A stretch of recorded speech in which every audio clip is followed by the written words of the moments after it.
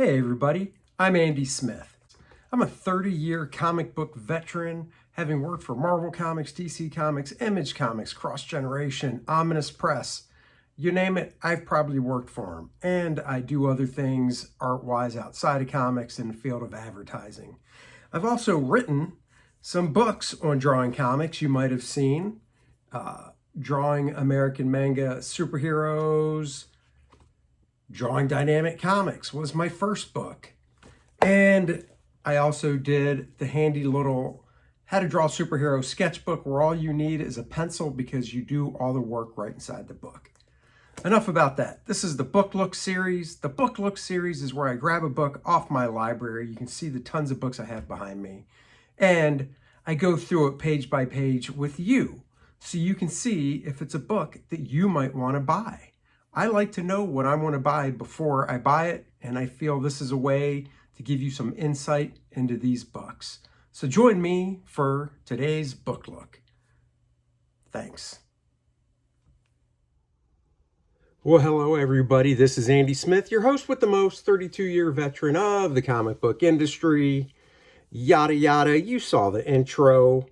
I am here with another book look. Recently on my channel and on the Dennis and Andy Show channel, we interviewed comic book inking legend. I call him a legend because he's so good, Gary Martin, who literally wrote the book, The Art of Comic Book Inking. There were actually 2 volumes. This one collects both volumes. And then I learned during our interview, there's another one of these that is expanded. They're all out of print. I suggest that Gary should do a crowdfund to put these back in print.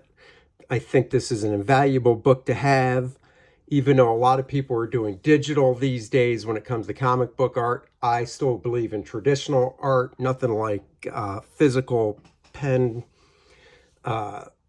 brushes on paper. So let's go through this book and we'll see why I believe it's one of the most invaluable books that you can own. And along that, of course, Drawing Dynamic Comics, my book, has a little section on inking as well. Both these books would round you out as a comic book artist. Okay. This book is very thick. It is a, let's see, 187 pages. The thing I like about this book is you can see all these names here. All these people contributed to this book, whether it be penciling or inking, and you really get to see different inking styles over the same page. This book also comes with, in the back, once we get there, they're folded in half, but full pages that you can pull out of the book, printed on Bristol board, so you can practice inking yourself. So we've got a little foreword here that explains what a comic book inker is and what they do by Gary. A little art here. Gary is a great artist as well. The thing I like about Gary's work is he's a brush guy. I'm also a mostly brush inker. We do know how to use both tools, a variety of tools, I should say, but we both do more brush. Beautiful Steve Rude pencils. So this book, you also get to see a variety of different pencils by different artists as well. Tools of the trade right here. So it goes into different tools, inking brushes, Winsor Newton Series 7, Raphael 8404. That is what I prefer, but believe it or not, Raphaels are very hard to get now for some weird reason, which sucks because that is the brush I've always used. I don't mind the Winsor Newton, but I definitely go more Raphael. In terms of pens, 102s are the gold standard that most inkers use. Of course, there's a 107 and a 512. There are many different pen points. If you're a student of comic book art, you can do research and find there's a Gillot 290, which is a very flexible pen. There's a Hunt 108. So there's a lot of different pen points.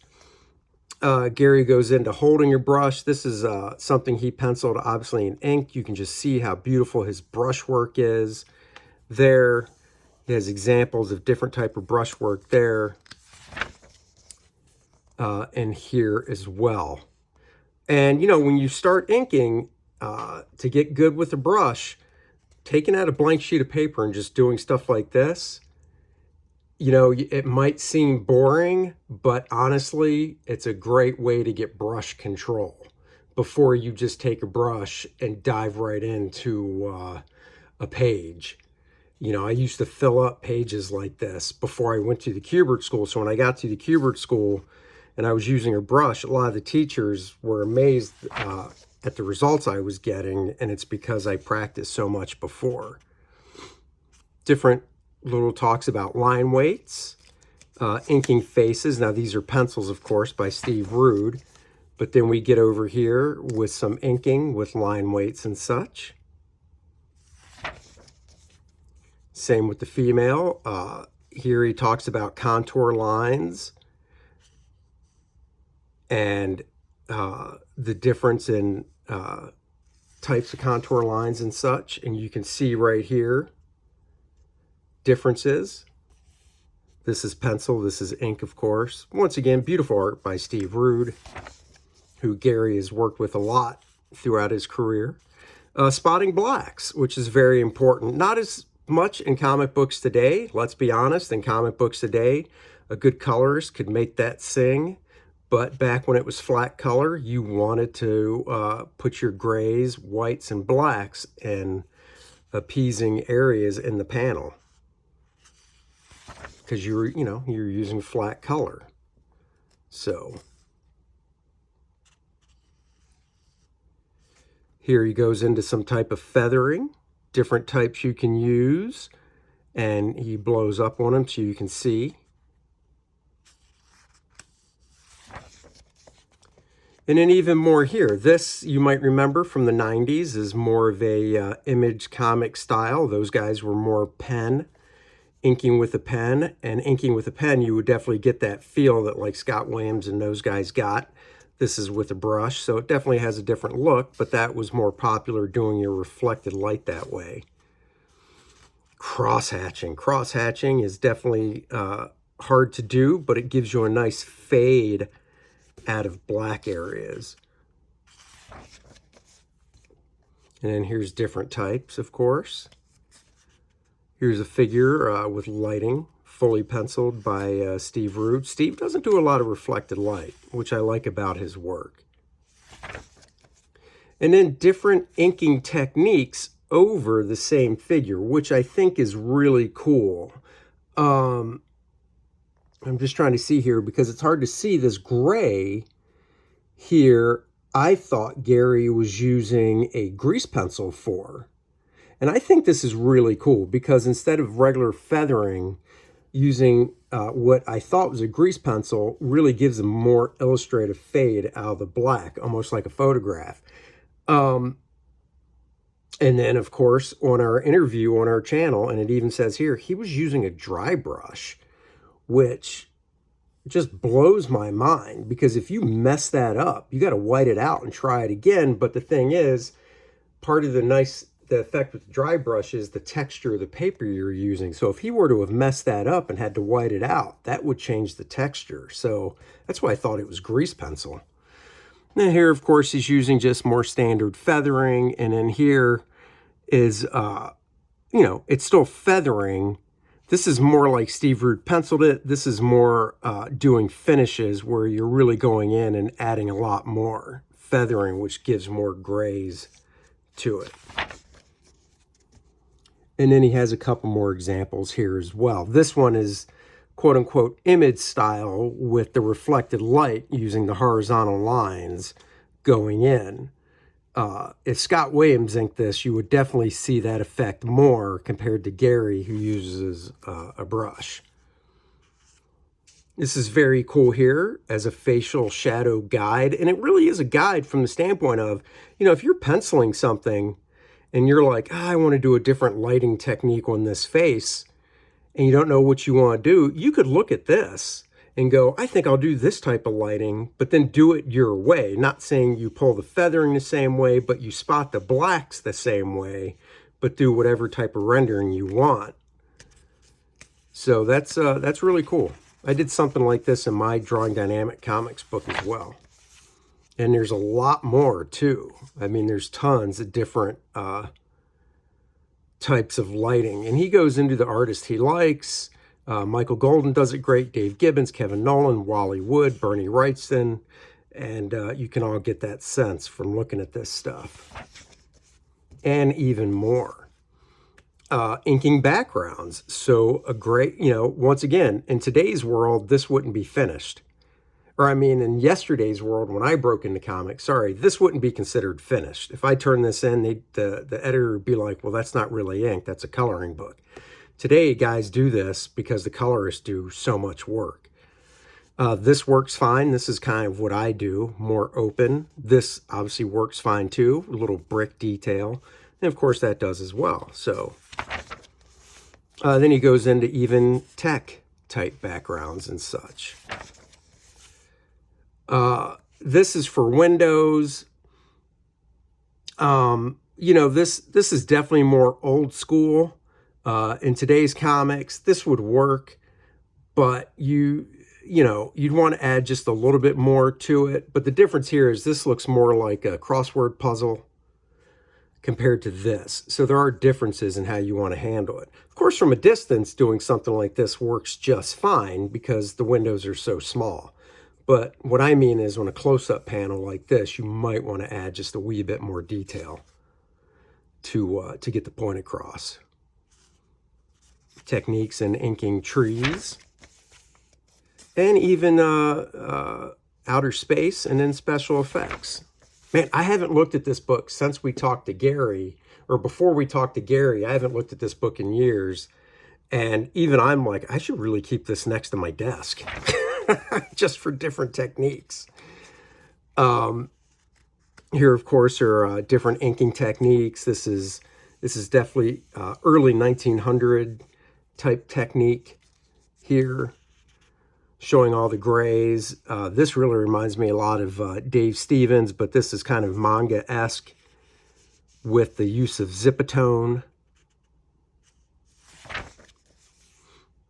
And then just getting real crazy here with all this beautiful brushwork cross-hatching that Gary's so good at. And of course, he goes into even cartoon inking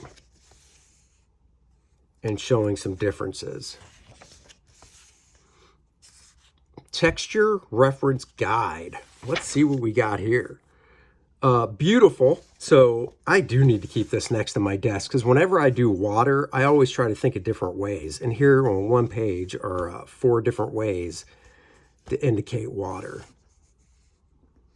Fire. These are great. Smoke. This is, of course, Gary, but it has a Brian Boland, Dave Gibbons, Michael Golden feel to it. This definitely comes across like Jack Kirby. This is more illustrative, like a Hal Foster, and so is that one. Rocks. I kind of fall into this category right here, doing rocks. I do like this too, though, just to kind of break up a little bit of texture. All these work, of course. I'm just saying my preference. Wood. Wow. I really should look at this more. Great different ways to do trees. I kind of fall into these categories, but any one of these would work. Metal, and kind of putting it all together here, which even says putting it all together. I didn't even know that when I said that. Practical tips showing samples. So this is good. This is about if you want to show samples of your inking to editors and stuff. So that's good. That's very helpful. Secrets of the Stars. Okay, so this is where we get into cool stuff. A moth page, as you can see here. I believe this is one of the ones in the book you can pull out and ink. And then ink by 5 different guys. Gary Martin, Mark Farmer, Joe Rubenstein, Carl Story, William Stout. And then you see the inks, and then what they do here is this is the size the panel actually was when he inked it. And, you know, he cropped in on it, but this is actual size. And then he just talks about, and I actually did this in my How to Draw book as well. I wonder whose came out first. Anyhow, and then he just goes through explaining what he did, what tool he used, and decisions he made. So it's cool to be able to look back and forth. Now, Mark Farmer and Gary are really similar in inking styles. Mark's a brush guy as well, so their 2 pages will look the most alike. Joe Rubenstein is a pen guy who, when I grew up, thought was a brush guy because the pen he uses is a 108, which is more flexible. Same with the Gillette 170. He does use some brush for outlining, of course, filling in blacks. And then Carl Story is another brush guy. He went to the Kubert School a few years before me. He's known for inking Adam Hughes a lot. Lots of different tools on this page. I mean, if I was to ink this page, I think my tools would be a brush and a pen for the straight lines, and then of course some whiteout. So, like, I've never even heard of this quill pen before. T. Ishikawa Zebra 2586, 511s, different rotring pens. I'm just lazy. I would have used one brush, not a 2 or a 3, just picked one, probably a 3, and I probably would have used, actually in this day and age, a Micron for the backgrounds, and that's about that. And then whiteout, of course. What type of whiteout does he use? White acrylic paint. So there you go. And then William Stout, who isn't known as an inker per se, because he does his own pencils and inks, but for this book, it was fun to see him ink somebody else. Now we have a great Nexus page here. Of course, Gary Martin, Terry Austin, Tom Palmer, Steve inking it himself, P. Craig Williams, and the Scott Williams. So you can see Scott Williams is one of the best inkers out there, working mostly with Jim Lee, but the man has inked so many other artists as well, and he even inked a drawing of First Man over me, which I'll show you right here.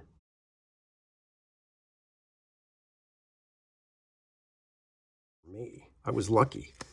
I loved getting to ink a whole page. So Gary Martin, once again, who worked with Steve a lot. And then Terry Austin, who doesn't like to go into the specific type of pen he uses because he doesn't think it's the tool, it's the artist, which is true, but still you like to know what different artists use to experiment. So even in my book, Terry inked the page over me and wouldn't say what pen he used, but it's definitely a harder style. Tom Palmer, classic, fantastic inker here. He uses pen and brush. Tom Palmer, famous for inking a lot of Neil Adams' work, and John Buscema. Steve Rude, of course, inking himself. Rude, the dude, used a Cosmos brush number 4. I will actually have to look that up, Cosmos brush, because I'm looking for a good brush. And if Steve can use it, I think I could. So I'll have to take a look.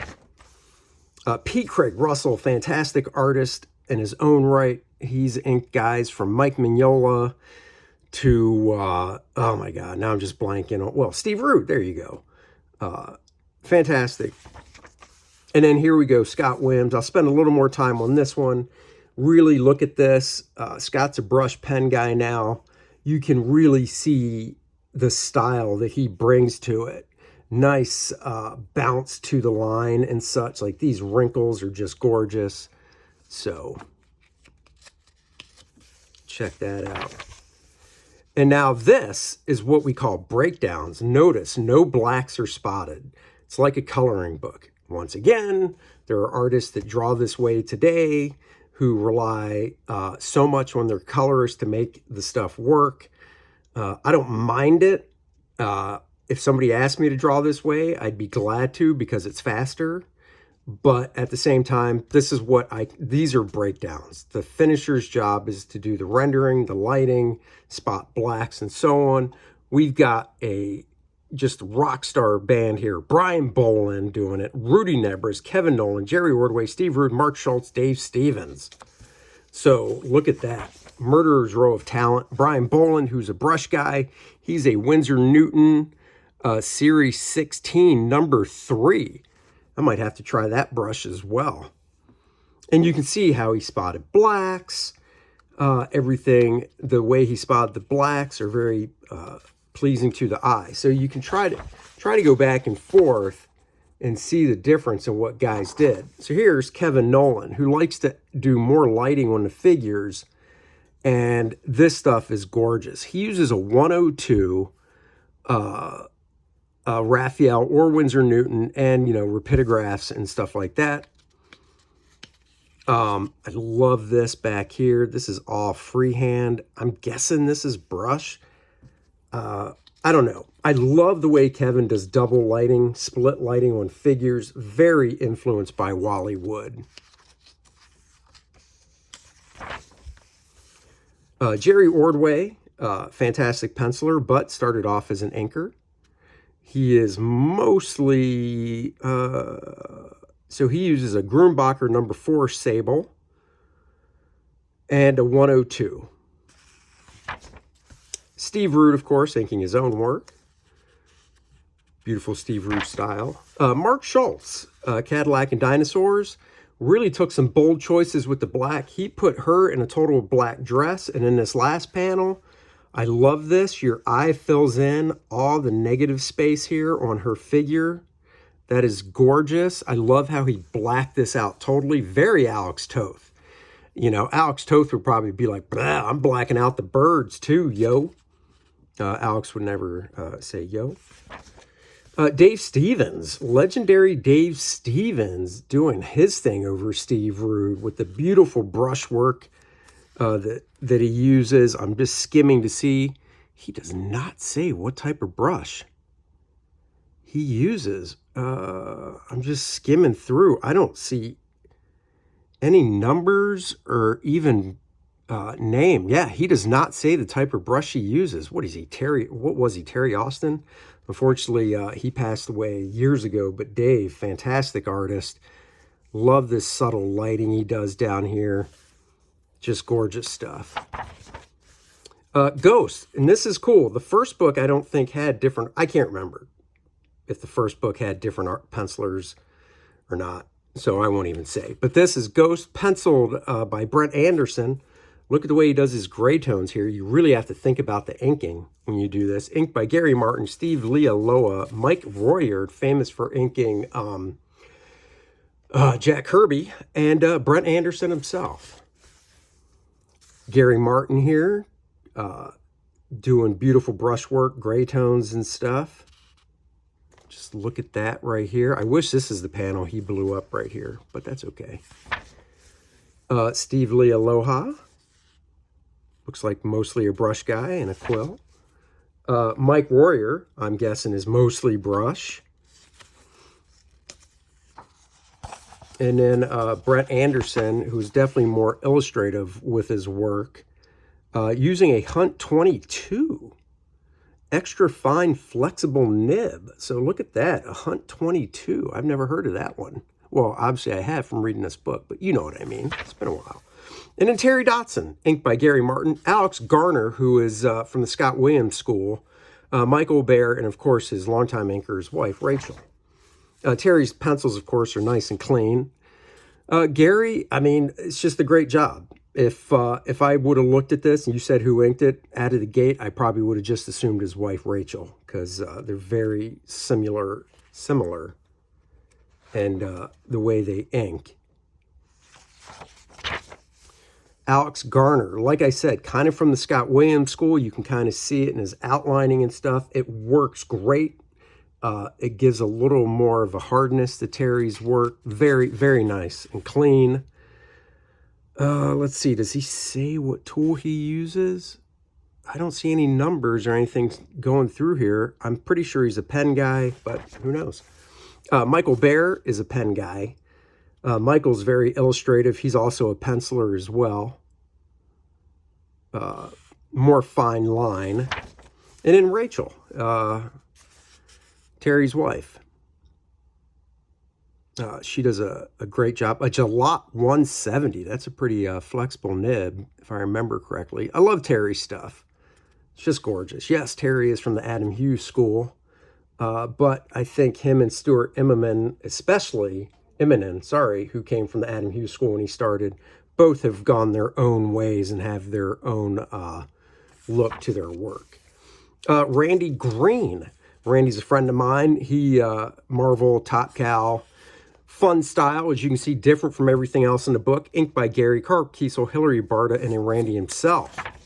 So, Gary inking Randy is a unique choice because Randy's more of a, pencils look more for like a Joe Weems, Scott Williams, somebody like that. Obviously, Gary did a phenomenal job over the work. Softened it up, but not too much. Carl Kiesel, another brush guy who has a definitive look. Some of my favorite inking Carl did was over John Byrne on Legends for DC. He also has a definitive look to his work. You can see the difference here. He did this type of thing for like fog, and Gary did dry brush. And then Randy, how did Randy actually pencil it? Oh, he did pencil it that way for you to do fog. I might have used thumbprints and stuff to get in there. A lot of guys stuck to what he did, which was kind of streaking the eraser through. Hillary Barta, great, such a great cartoonist, inker.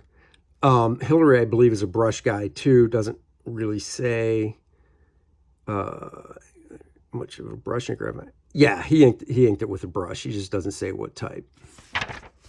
And then Randy inking himself. Randy, I believe, is a pen guy when he inks his own work. This is great. He knew exactly what he wanted, being the penciler. Really nice fade there he did. And then Ghost by Adam Warren. Adam's stuff is usually printed from pencil. I mean, look at this jacket. It's all there. So inked by Gary Martin, Al Gordon, Randy Emberlin, and then, of course, Adam himself. Gary, this is where you can really look at and see Gary just be a master of the brush on this jacket. Al Gordon, I believe, is more of a pen guy. Nope. He says he usually works with a number 2 or 3 Raphael, and he's used a Hunt 102. So I guess he is brush. Everybody does handle a brush differently. This definitely has more of the feel of what Adam penciled with the cross hatching. Randy Emberlin, I believe, is a brush guy. Inked Mark Bagley for a long time. It's really good if you can compare the jackets and stuff and the different approaches they used, even in like this reflected light right here. And then Adam himself, who uses zebra pens, which are Japanese pens, basically. And then Conan, Jack Kirby. Whew, check out that Conan by Jack. For Kor-Drath, The Reckoning, my crowdfund on Indiegogo, 76 pages of barbarian action. That would be actually cool to turn into Kor-Drath and sign it Jack Kirby, Andy Smith, Kor-Drath from a drawing by Jack. That'd be cool as a mini print for the second campaign. Maybe a cover. Anyhow, Gary Martin, who is like the son of Joe Sinnott with his brushwork. So that is just beautiful. Gives you a Joe Sinnott feel. Bill Reinhold, more illustrative with his own art. Has a really nice feel to it as well. The scan looks a little dirty from the standpoint of, unfortunately, you can still see some of the penciling below it. But it is a really nice look by Bill. Danny Mickey, now this is great. Danny is, I'm pretty sure he's a pen guy. Well, I'll probably be wrong again. I'm just looking, see if he says. He used a Hunt and a brush. So I'm assuming most of the rendering is with the Hunt 102. Danny's style is very unique. He comes from the Image style as well. Really strong piece here. Would love to have seen Scott Williams inked it as well. That would have been cool. And then John Beatty. John and I are great friends. He's a brush guy. Uses a little bit of pen for small rendering and stuff. Probably back here in the sky. John's stuff is big and bold. He grew up loving Joe Sinnott. Very slick, solid blacks. Just love what John does. Conan, Gil Kane. These are pencils, Gil's Full pencils here. Gary Martin, Bill Reinhold, John Mickey, and John Beatty. So Gary, once again, gives a Joe Sinnott type feel to it. Very nice. All the planes are separated nicely. Great textures and everything. Bill Reinhold, I think, did a really solid job over him, adding more solid blacks to the work. Just kind of makes it a little bolder. I do like the difference in the overhang. Oh, that's because he didn't finish it. So these guys finished it their different ways. Okay, that's cool. Danny Mickey, this is great. Seeing Danny, a basically new school inker. Like I said, started out at Image and stuff. This is great. This is very illustrative. Almost gives you an early 1900s feel with the amount of the beautiful line work he did and stuff. So just a great job. And then my buddy John Beatty, of course, just rocking it out. John is great. He can adapt to so many different styles. I just love seeing John's work and the boldness of it. And now we end with Conan by John Buscema. Not a great shot of the pencils, but you get the hint. And these are full pencils. Gary Martin, Bill Reinhold, Danny Mickey, and John Beatty. So Gary, once again, you just look at it and go, man, you were just an evolution of Joe Sinnott. Beautiful brushwork. The stuff you did back here in the back of the bar. You know, this is basic silhouette that Buscema did, and he just gave it just a little bit more. Very nice. Bill Reinhold, of course. Bill's a combination of like a Joe Sinnott and Klaus Janson. Really, really beautiful the way he separated the planes and the textures he did. Danny Mickey, once again, really, for Danny Mickey being a newer school type inker, yes, he's been in the business 20-some years, you know what I mean. Really beautiful. Like, this gives me hints of Alfredo Akela. The texturing he did on the wood, on the table, the fine rendering on Conan. Beautiful. And then John Beatty. John likes to really spot heavy blacks. You can see he did it here. You know, really pulls the focus on Conan right there. Moody. The way John does these wrinkles is just pure classic John. Kind of Milton Caniff as well. So, beautiful work. Then we have the afterword. And then, like I said, if you can find this book with these inserts, these are on Bristol board, which is fantastic. I thought about pulling these out. Of course, it would devalue the book, and scanning these, because then if I scanned them, I could print blue lines of them myself. But it's all the stuff that was in the book.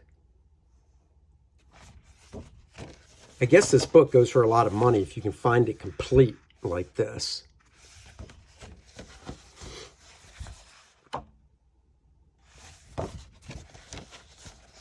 But if you don't care, you can probably find cheaper copies that just don't have these inserts anymore.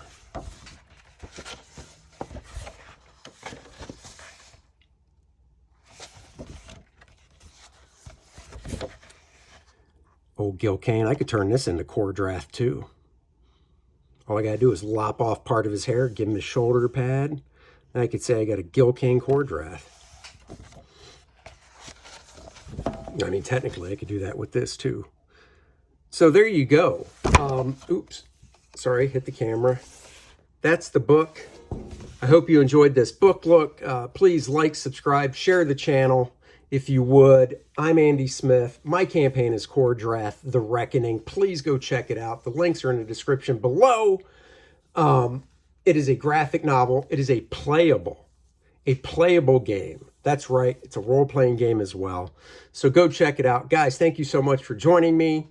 And I will catch you with another book look next week. Bye-bye, everybody.